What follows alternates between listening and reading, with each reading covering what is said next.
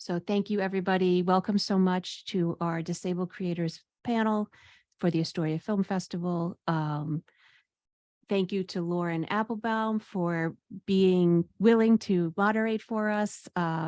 Lauren is the Senior Vice President at RespectAbility, in charge of entertainment and news media relations. And RespectAbility is an organization doing a ton of work to get more representation of disabled people everywhere, but especially in the media.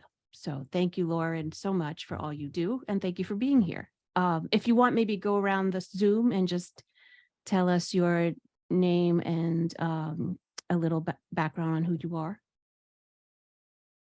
Gabby, do you want to start?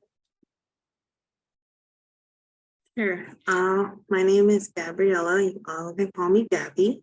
I'm 22 years old. I live in New York City, and I live in Astoria. And I recently got my film in Astoria Film Festival. I was with doing an internship, the internship fellowship with Nina, and that was a really fun, exciting experience that I got to do this summer. We literally went into Kaufman Studios and did trainings and tours and stuff like that. And it was very educational and very inspiring. I'm currently writing a lot of like scripts and stuff. So it's been very helpful to like get that inspiration to push me to write more. So, yeah. Mary? Hi, my name is Mary Fashik.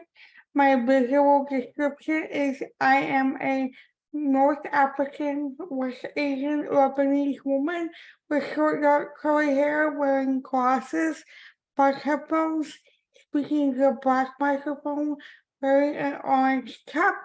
I am the founder of the disability justice movement Upgrade Accessibility. I am a author. I have a children's book coming out next year in August. I made my first film this year, which was very exciting to me. And I wrote it and produced it, edited it, starred it, did everything. And it was the best experience, and it received an honorable mention at Astoria, which I'm really excited about. It's called the Imperfectly Perfect Pair, and it was my love letter to the LGBTQIA plus disabled community. My podcast, The Politics of Disability, won Best Podcast at Astoria for the second year in a row, and I'm just very, very happy to be here. Thank you. Excellent. Sounds like you're doing a lot of great work. Rachel. Hello, I'm Rachel Handler. I am an amputee. I wear a prosthetic leg, and I make a lot of films that include disability in some way. I do a lot of films for the Disability Film Challenge. I love making shorts. I also have a feature that I've written and a pilot in the works. And I'm mostly a writer, producer, actor. I started in musical theater. And my first audition after I became an amputee, I got laughed out of the room. So I stopped doing musical theater for a bit and transitioned to writing more for TV and film.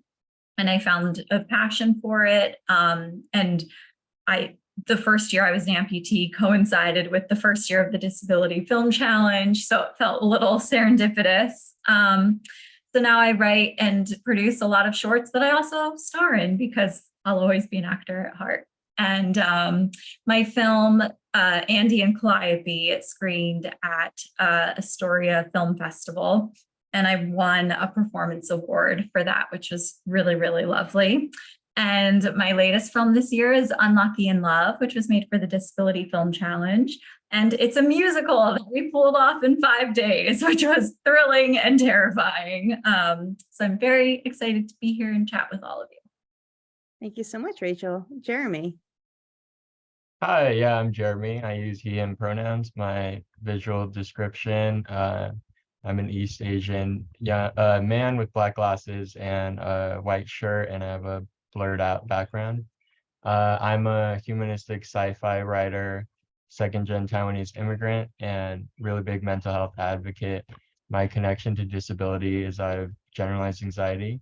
And the short that I made that got into this festival was Fish, which is a magical realism short about a Chinese American son and what happens when his estranged mother gets reincarnated as his pet goldfish.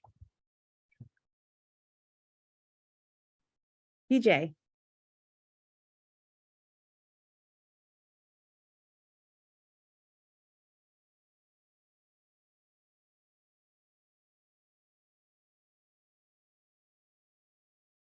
PJ, would you like to introduce?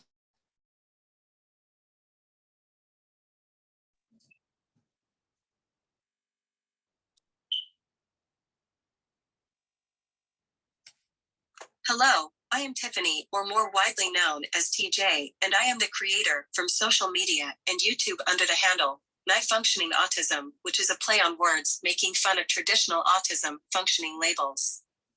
My pronouns are she, her, they, them. I am a Black non-binary person with a maroon shirt on and dreadlocks in a bun on top of my head. I am in Virginia and Maryland, United States, but close to the Washington, D.C. area. I am a parent to 3 neurodivergent teens. I was first diagnosed on the autism spectrum at age 19, and then again in my 30s. I was diagnosed with autism-adjacent things as a child, though, like ADHD and auditory processing disorder. I also have epilepsy and OCD. I am a high-tech AAC user, generally in some settings, and use mouth words in other settings. Today, I'll be using both. I am a para-educator for special education in Maryland, working directly with disabled and autistic elementary school students. I am also a practitioner in motor-based communication learning systems like RPM and facilitated communication. My passion is education and communication access for disabled students, especially through media and film, because of how powerful media is to change minds in a wide way. Thank you so much for that introduction. We have 2 other individuals joining us in a bit. Right here, Christina. I will pass it off. Sorry, I'm late. No worries. For you to introduce yourself, share a little bit about who you are, and you can share kind of the work that you submitted to the Astoria Film Festival.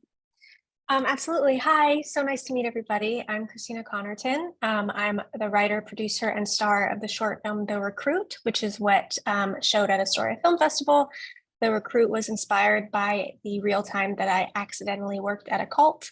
And that's that. And I'm very happy to be here. Excellent. And then we may have one other person join us in a bit, and if so, we'll just bring them in to introduce. The next question I was going to ask you all is, what motivated you to create this work? And I know both Mary and Christina, you've kind of hinted at it, but Christina, you kind of left us off with a kind of cliffhanger there. So I'm gonna go to you first, and then we can kind of popcorn around the room of what motivated you to create the work that you submitted to Astoria. Sure. Yes. So back in 2016, I got a job at a recruiting agency, and I learned like 3 weeks in that allegedly all of my bosses were high-ranking members in a cult. That's super, super fascinating to me. And I thought that it would be a really exciting experience. It was not. It was really stressful instead of exciting to know that I was working for people like that. And then it took, there was one incident that happened one day while I was there, where all of their pens, their monogrammed pens didn't work. And I kept reaching for a pen and it didn't work. And I thought it was a really good metaphor for working in a place that was essentially a facade and a cover for something nefarious. And I remember going home to my then boyfriend, now husband, and saying, that would be such a good scene in a movie if you just kept reaching for a pen in this place that is so fake and they didn't work.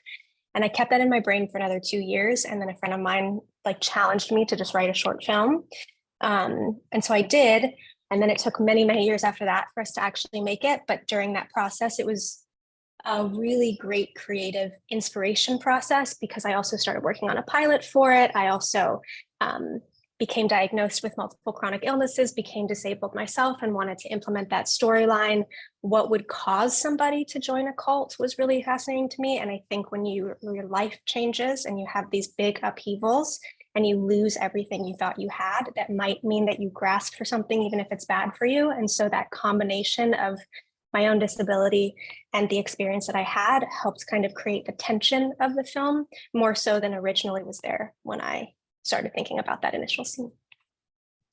Excellent. I feel like if people haven't seen all of the products that you're talking about, people are going to want to go find it now. I'd like to go next talking about what motivated you to create your work.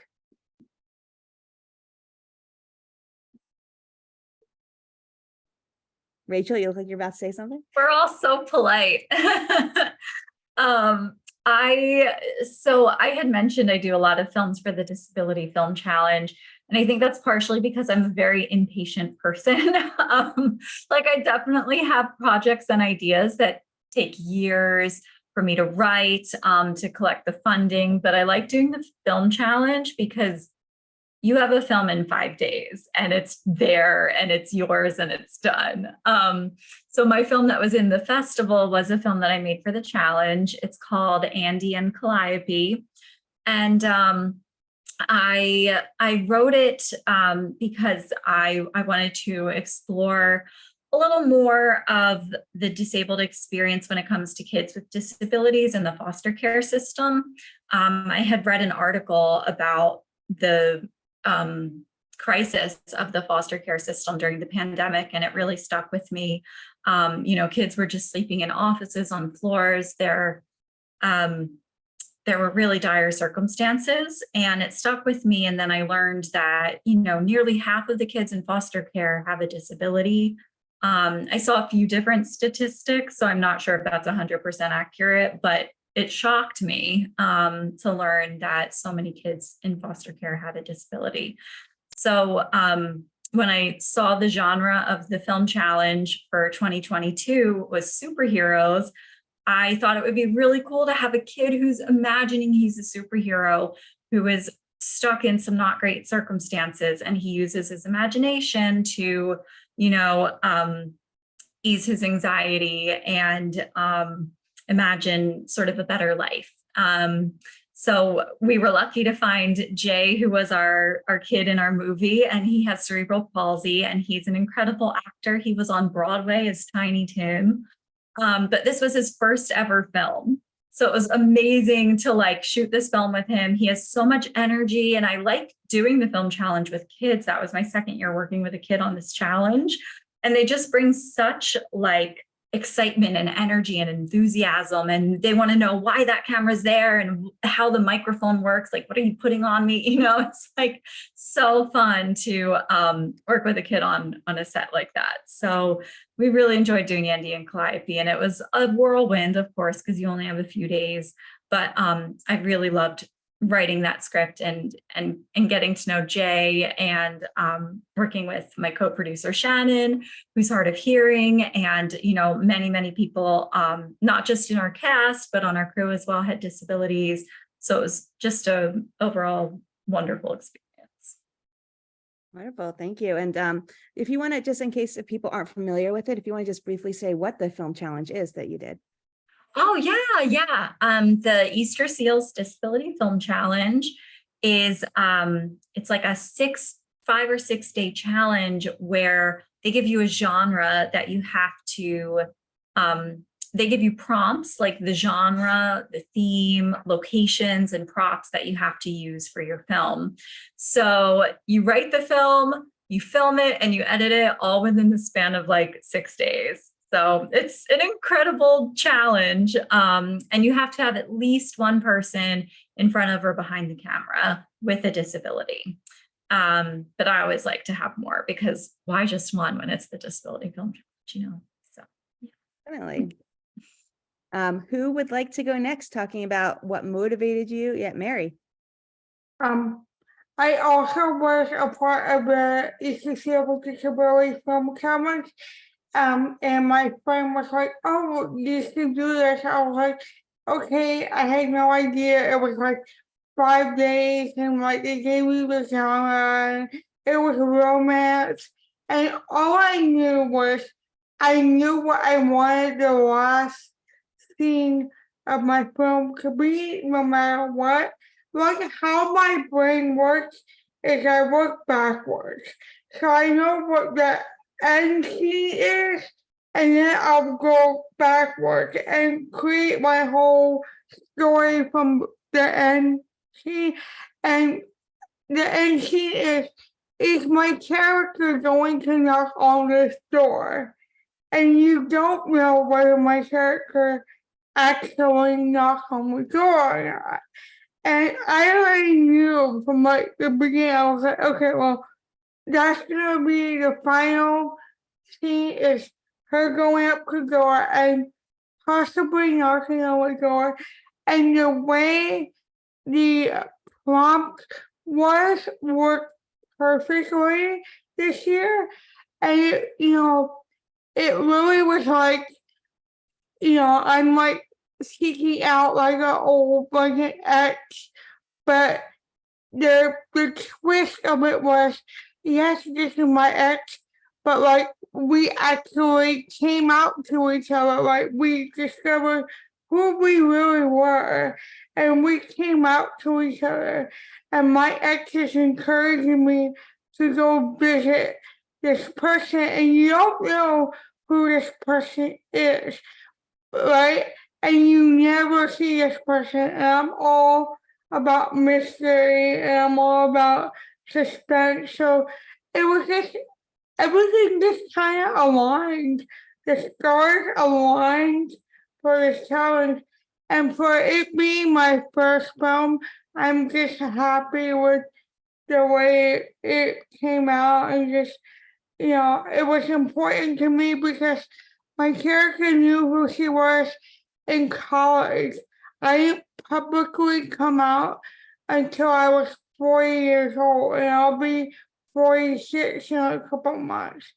So it was just important for young, disabled, LGBTQIA plus individuals to have that representation.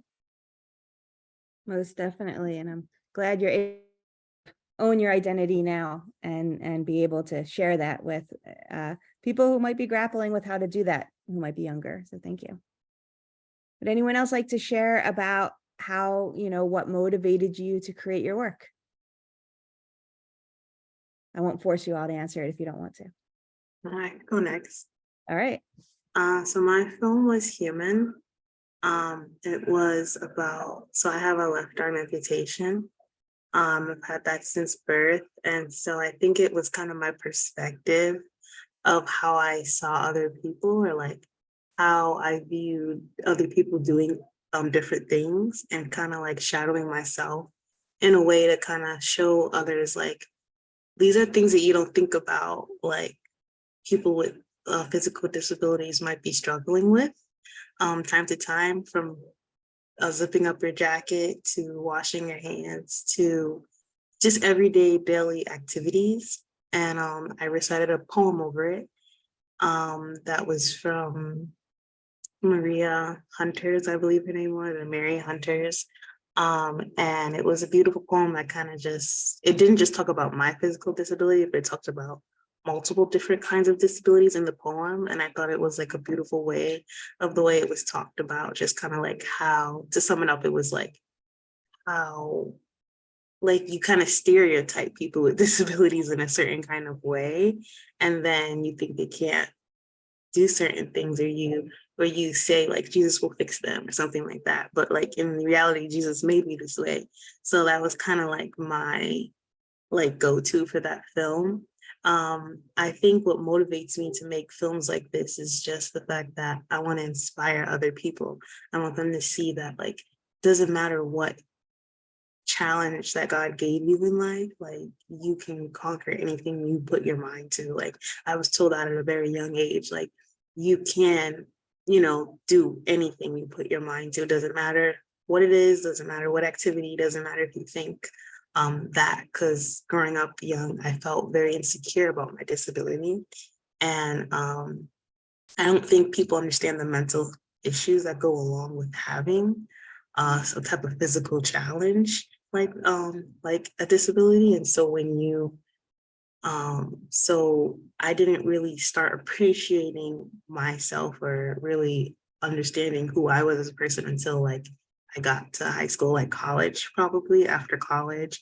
And I started like, I guess, living a little bit more freely in a way. I stopped hiding myself. I used to wear like really long sleeves and jackets in like 80-degree weather. And I used to take that off and just walk the street and go on the bus. And people would stare at you, but like, it's okay. Like, that's okay. It's gonna happen. Some people just aren't used to something like that. And you just kind of have to live your life because you're only a moment in their day. Some people are gonna think like, oh, that's different. And some people are gonna be like, wow, like that's very inspiring. So, you know, so everyone's gonna have an opinion, but yeah, that's my goal, my motivation, and like why I like to make films for about disabled people and people with different challenges. Thank you for that. I acquired my disability as an adult. It's called reflex sympathetic dystrophy.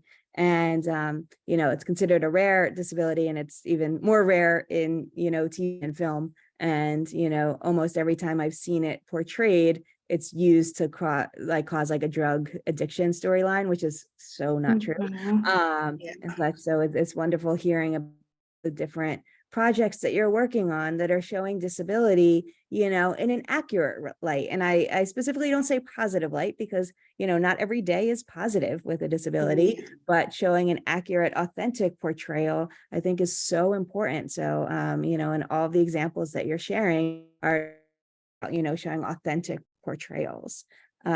Before we move on to the next question, I wanted to see if Jeremy or TJ wanted to talk about motivation of their work. Fine if you'd prefer to skip to the next one. I can go super fast. Mine's was Fish. My short film was Fish, and it's because my mom's a goldfish. Just kidding. It was because I watched Everything Ever All at Once with my little brother, and when the end credits rolled, he said, "This is something you could write one day," and I told him, "That's the best compliment you'll ever give me in my entire life." But I've made a previous short film and had a really great collaboration with the actor. So we sought out to create a short that wasn't a carbon copy of Everything Everywhere All at Once, but captured the feeling that we had after watching that film. And through that, Fish was born. It really is all about taking something that is perceived as comedic, but then viewing it through a lens of drama and taking it really seriously, and then kind of hoping to create something that started off as comedic and at the end it becomes emotionally cathartic. Thank you. TJ, would you like to answer? No worries. All right. So the next topic I kind of want to go to is, what is a message that you want viewers to take away from your work? You all have given thought to what motivated you to create this work. And so, I'm assuming that many of you have a message that you want viewers, whether they have a disability themselves, have a family member with a disability, or know nothing about disability and kind of stumble upon your short or your work. And what is it that you want viewers to take away? Kind of leave it open. I don't like forcing the person to go. I can go. Wonderful. Thank you, Gabriela. So I think when it comes to like my message, I believe that for disabled people with disabilities, I think that the message I want them, kind of like what I said earlier, was I want them to feel inspired. I want them to look into my film and say, wow, like I want to do that, or I want to be that person. Because like I think I talked about this with Nina a while ago, but when we look at films with people with disabilities, it's always about their disability. Or we look at films with people who have like weight issues. It's always targeted at their weight. It's never just them being them in their moment and not having to talk about their issue. So I want people to see a film and be like, wow, like like she has one arm, or they have one arm, or they have one leg, and they are just acting.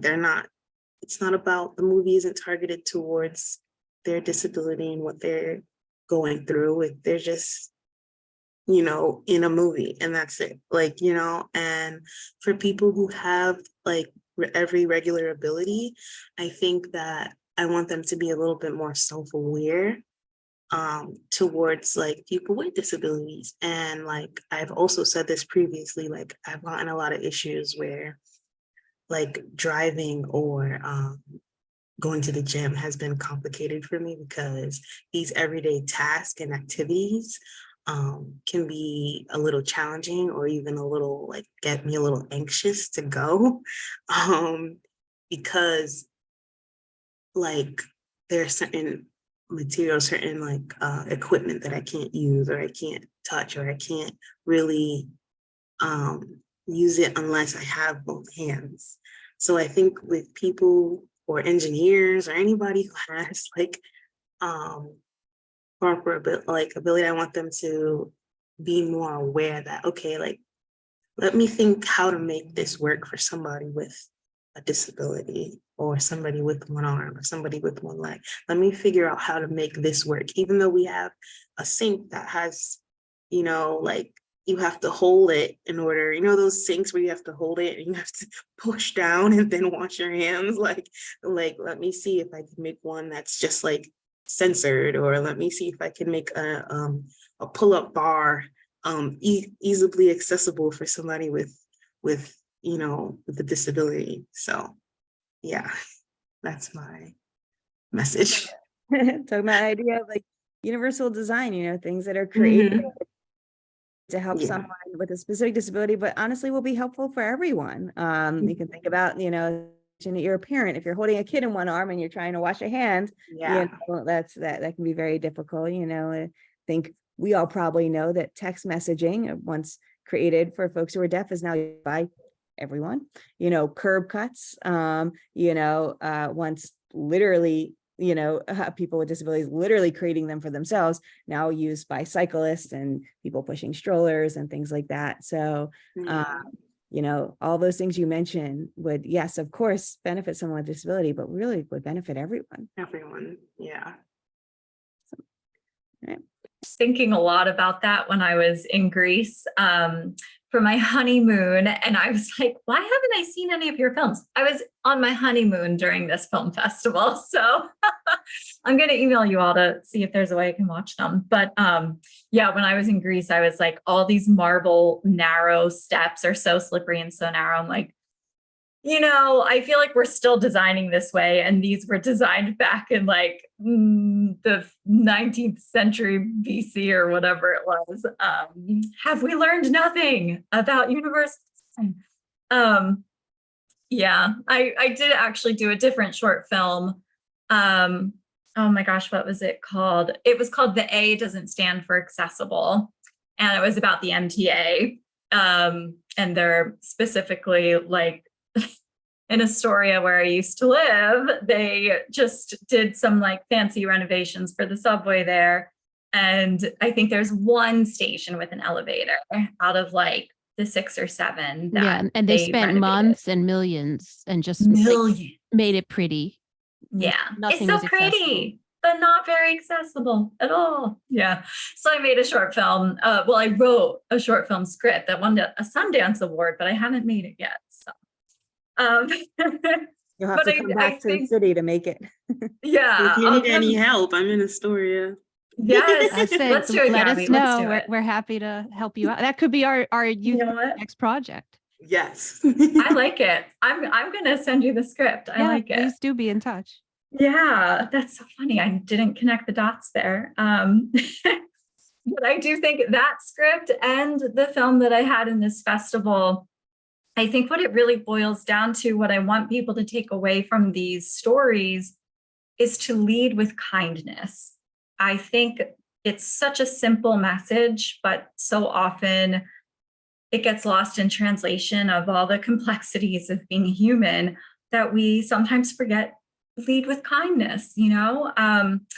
for kids in foster care who have disabilities, like they might, be considered a challenge. We had some statistics at the end of our film about how, parents or would-be parents are afraid to adopt kids with disabilities because of the soaring healthcare costs or behavioral things or whatnot. And it's, I always just want to remind viewers to have empathy and lead with kindness. And I think just seeing stories about the disabled experience that you haven't seen before, like, as an amputee, a leg amputee, I get auditions all the time to play military veterans. And I'm like, that's great. I'm glad you're casting authentically. But I'm also like, we've seen this so much. And I would love to be the doctor who's treating the military veteran, like I don't always have to be the veteran.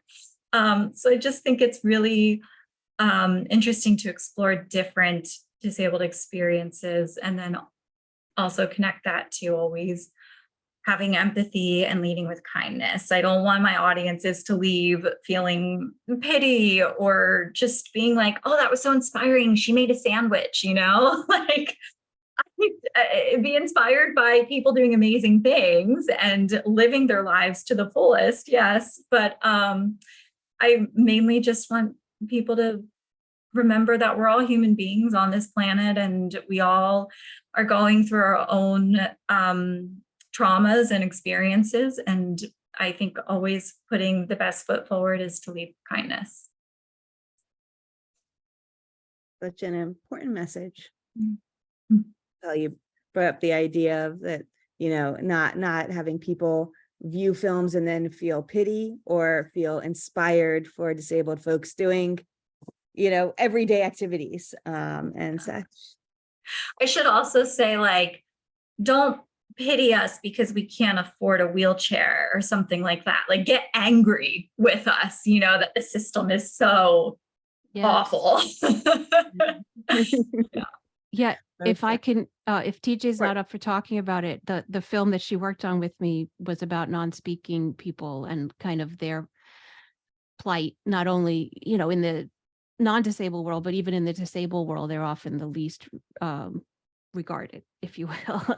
And it starts in schools. Like you're segregated in schools, so people don't expect you to be in their spaces, and then when you go out into public spaces, you're treated like you shouldn't be there because nobody got used to seeing you in school, right? So it's kind of a systemic thing. And to what Rachel just said, part of the message I wanted to get across was don't be like, oh, go mama. I often get this, like, oh, go mama bear, or like that kind of, no. I need you to change, right? Like I need you to change your mind. I need you to change your actions. I need you to change how you're treating us. I need you to care that the system is so bad for these people, and just because it's not you should still care, and that's so important. But yeah, the pity, nothing makes me, the pity or the celebration of individual, putting the burden back on us for how we're being treated by the world, nothing makes me more angry. My daughter was, TJ, go on. This is TJ. What I would like an audience to take away from my work is that we all have external appearances. Those appearances do not determine the depth of thought or critical thinking of a person's internal world. The differences in speech, whether it is a disabled accent, foreign language accent, or lack of speech, none of those invisible or visible differences can tell us anything about intellect, intelligence, someone's past, future, and doesn't detract from someone's inherent worth. Can you take us? Thank you. I love that. What you said does not detract from someone's worth. And the idea that people will just judge based upon what they see or hear and not get to know an individual.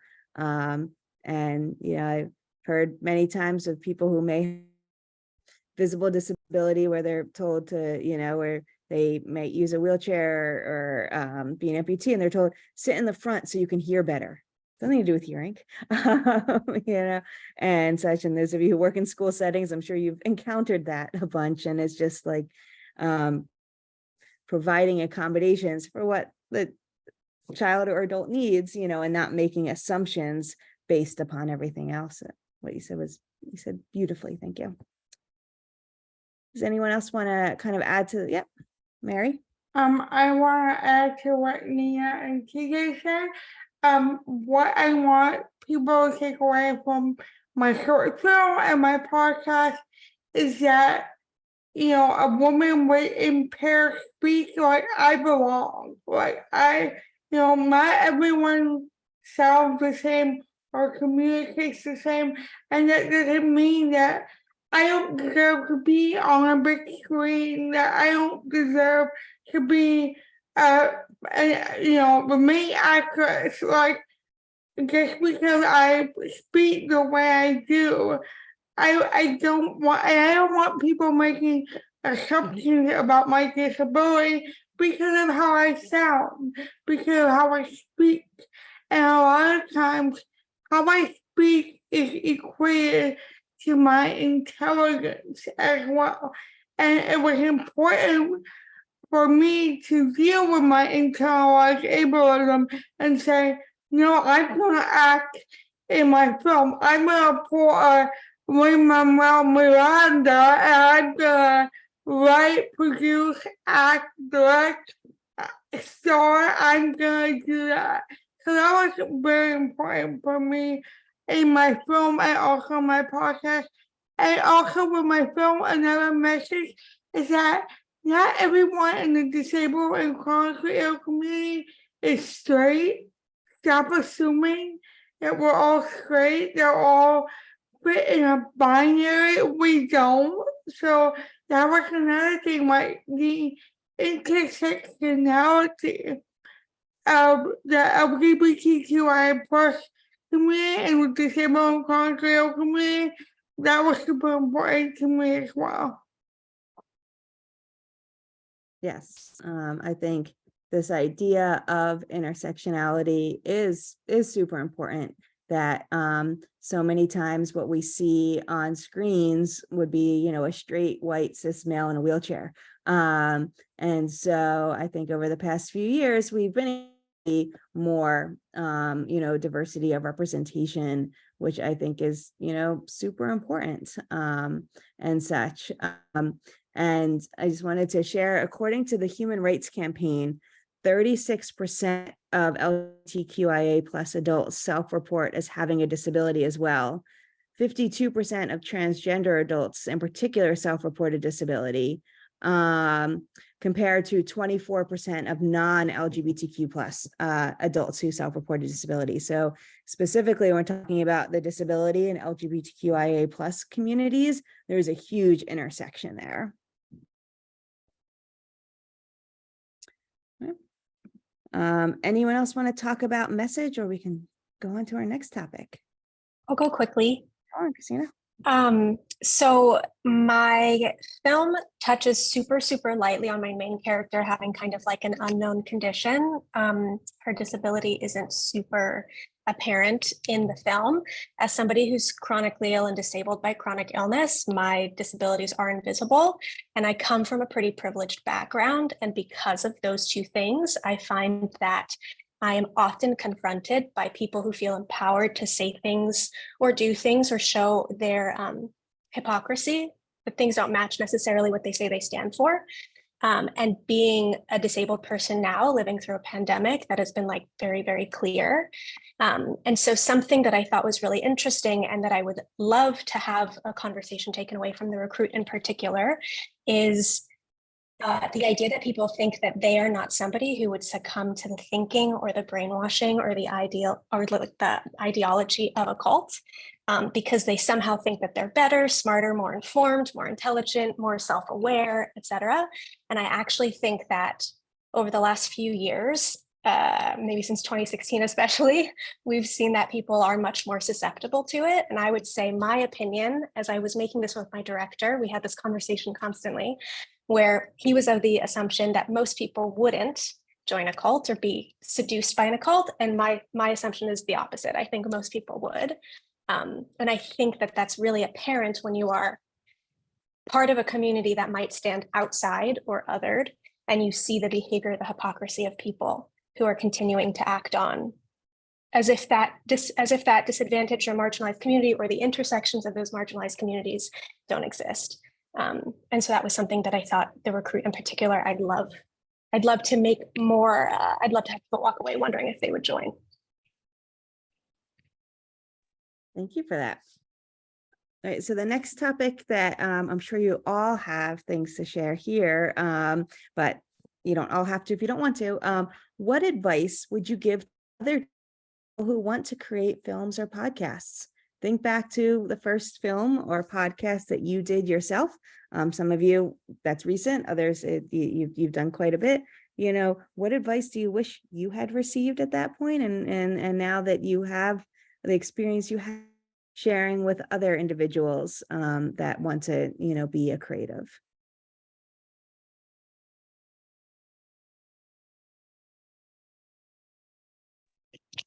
Don't spend your own money.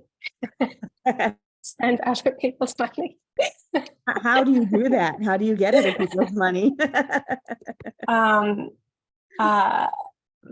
Fundraising, which is an extremely hard thing to do. I think programs like what Rachel was talking about, that Rachel and Mary, that they participated in, that allowed them to kind of make this program or make their film super quickly. It's hard because I think that filmmaking, and I don't make podcasts, but I think that filmmaking requires so much collaboration and a lot of money. And so whether it's long-lasting fundraising, I think I fundraised for the recruit for like a full 2 years, or finding people who share your vision.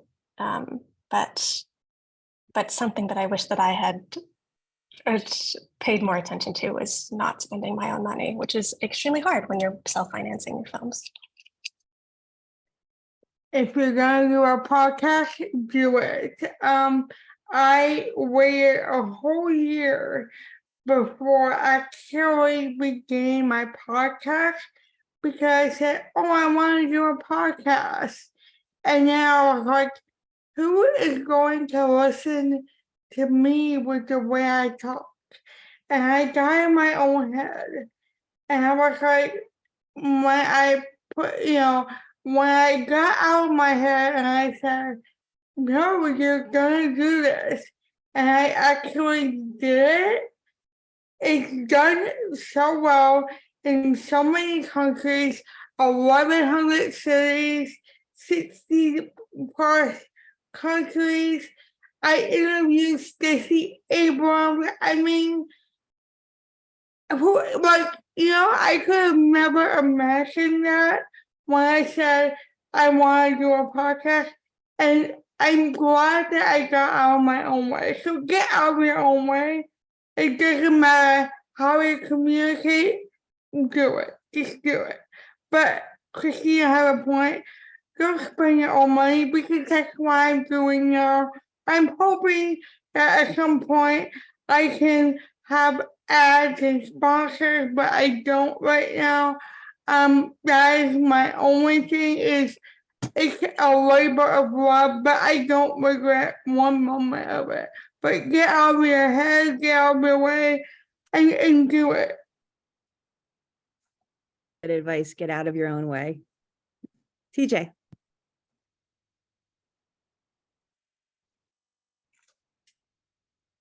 My advice to people who want to create film, podcasts, or any other media, with your ideas, just do them.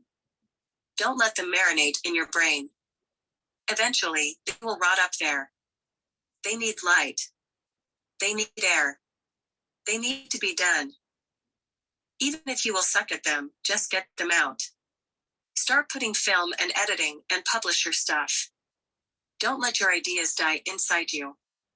The more you do, the better you will be. No shortcut to improving except the doing. Can you take a Wonderfully said. I love that don't let them marinate in your brain. Eventually they will rot up there. They need light. That you can tell we have a lot of writers on this Zoom with such beautiful things being stated. I was going to say, we usually have our interns, the first thing they do is work on like looking through old panels and making kind of quote images. So we've got a ton coming in through today. So thank you. For sure. Yeah, that was so poetic. I love that. Along those lines, I would say just take inspiration where you get it, you know, take your dog for a walk, in the shower. Like, I feel like attached to my phone sometimes, or like I'm always watching TV, like I'm always on screens or thinking or like doing something. And it's those moments where you're just, I don't know, in a free flow, on a walk, in the shower, whatever, that I feel like inspiration can hit. It's like the moments when you least expect it. So like, let yourself go there.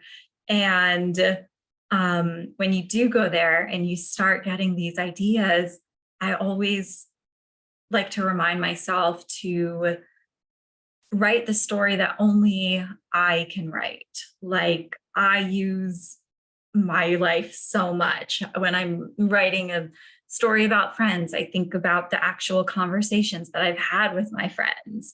So I always like to remind myself, this is a story that only you can write. So write it. Don't make it cookie cutter. Don't think about what HBO wants or NBC wants, or if you're a director, don't think about what Wes Anderson would do. It's what would you do? What is your voice? And that's what makes films amazing. Thank you. Anyone else want to share any parting advice? Mines would be that don't like take projects super seriously, because yes, they matter, but also they kind of don't matter, like in the long term of things. Like I guess classic example of like Citizen Kane is a very popular movie, but no one really knows who made it. I mean, unless you're a film buff. So I always try to prioritize the people that I collaborate with over the project. I'd much rather make a mediocre film and everyone had a great experience than make like the exact film I want and then people have like a traumatic experience, you know, because the shorts that you make, they have a very short window of recognition and then they're forgotten. But it's the people that you collaborate with on those films that will have a lot more resonance with you and your life. So always people over project. Can I love just that. say, wow, that's phenomenal. That is really phenomenal advice. Just wow. I think about the different programs that you're all in. You know, Gabriela, you talked about doing the fellowship with the Astoria Film Festival. Rachel and Mary, you talked about the Disability Film Challenge. Jeremy, you're currently a RespectAbility Entertainment Media Fellow, and like all of those, you know, prioritize, you know, creating community and such. Yes, you know, creating projects and whatnot, but ultimately, you know, when we really think about it, it's creating community, creating the people that you can create projects with and the connections to meet other disabled filmmakers and creatives. And so it's just wonderful to hear all of you talk about, you know, really wanting to work with others and building up the next generation of filmmakers. And I don't mean that in an age way. I just mean, you know, the next group of folks who decide that today's the day they're going to make their project. Excellent. Anyone else want to share any advice? I'd love to give anyone who would like the opportunity to do so.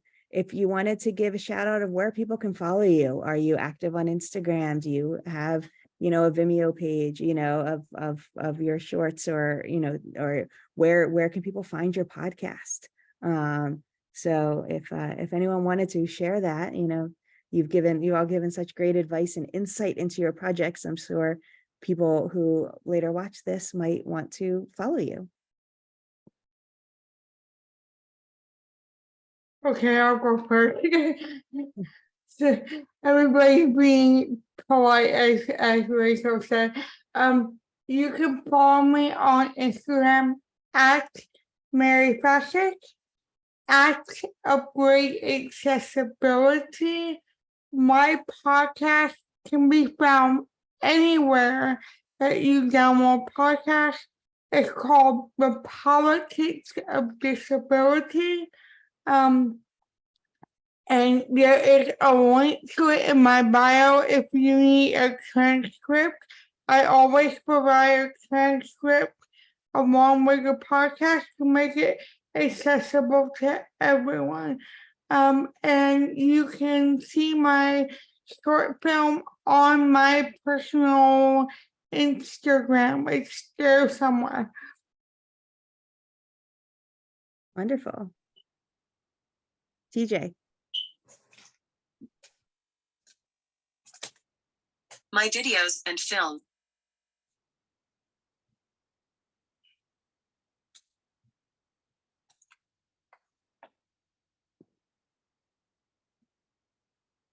My videos and films will be on YouTube username at Nigh Functioning Autism.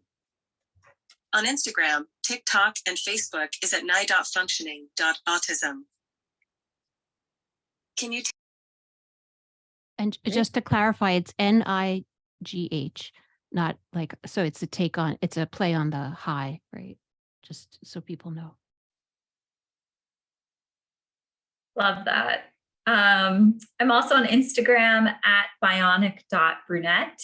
And although I'm realizing I'm lying because my current prosthetic leg does not have any bionic parts in it. So oops. But I'm at bionic.brunette and my website is rachelahandler.com. So you can follow me there too.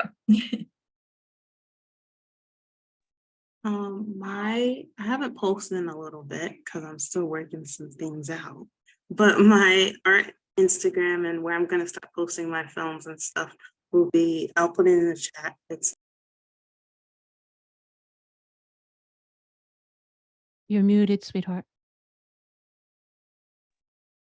at, can you hear me? Yes. THYARTOFGABBI. And I also put it in the chat for you guys. And then I'm also working on my portfolio. That's where you can see my films that I've worked on so far. It's also in the chat as well. And yeah. Wonderful. Jeremy or Christina, anything you wanted to share? My Instagram is Jeremy Hsing, just my name. And the profile picture is The Rock from Everything Ever All at Once. I am Christina Elena, which is my middle name. So ELENAC, the last initial, on Instagram and TikTok. I'm on Instagram at Lauren I. Appelbaum. You'll see a lot of my dog, who's a budding actress and such, who will probably be reaching out to several of you as she explores what she likes to do. And then if you're interested in Respectability on Instagram, or Respect the Ability, and then you can also go to respectability.org. And for disabled filmmakers, we always get the question of, interested in different programs. Keep an eye out on our website for the end of the year for announcements for disabled writers, directors, producers, and animators. And then let's say early fall, if you're interested in the fellowship that we run, that will, the next cohort that we'll be recruiting folks for, is a paid fellowship, would be starting in January. And I, as somebody who went through one of their labs, I highly, highly recommend it. Everyone you meet is just amazing, and working with Lauren was amazing. And here she is. So that's a testament to her being amazing. So I love working with our alumni and coming back and doing all the are working on as well.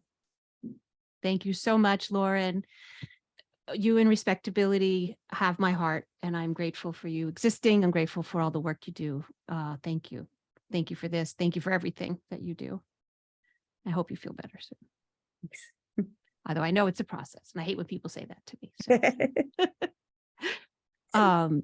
I just want all of you who were in the festival, and if you were, just email me and I'll send you the link to watch all of the films online, so that if you want to, you should have gotten it as part of your Film Freeway messaging, but if not, just email me and I'll send you the link to watch all the online festival stuff. It includes the films, but also we've recorded and put all the panels online as well, so you can watch whatever you want to watch. Just FYI. And thank you all for being a part of this, for being a part of the festival, for being a part of this panel. I appreciate you all very much, and I hope to see you all again very soon.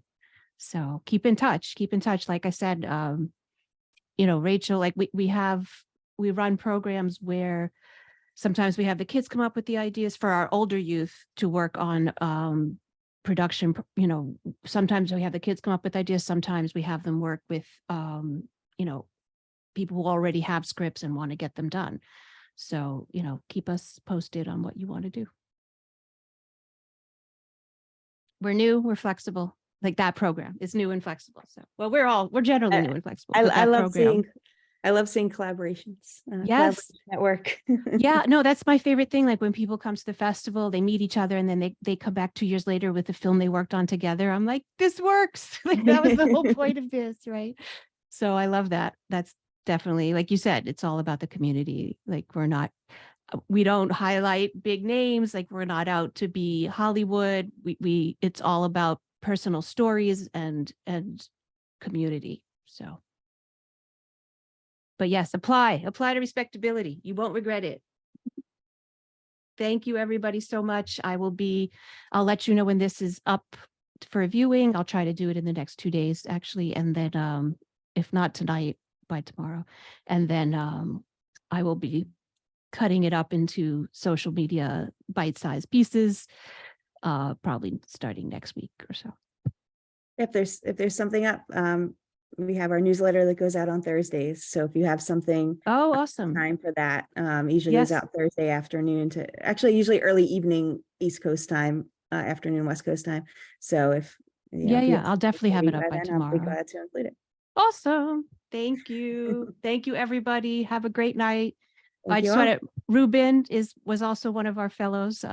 He did not submit a film to the festival, but he did work on the fellowship project. So, hey, Ruben, just giving you a shout Hello, out. good evening, everyone. Nice to meet you. Nice to meet you too. All right, guys. Thank you so much. Get some sleep. Much love to all of you. Thank you. Thank you. Bye.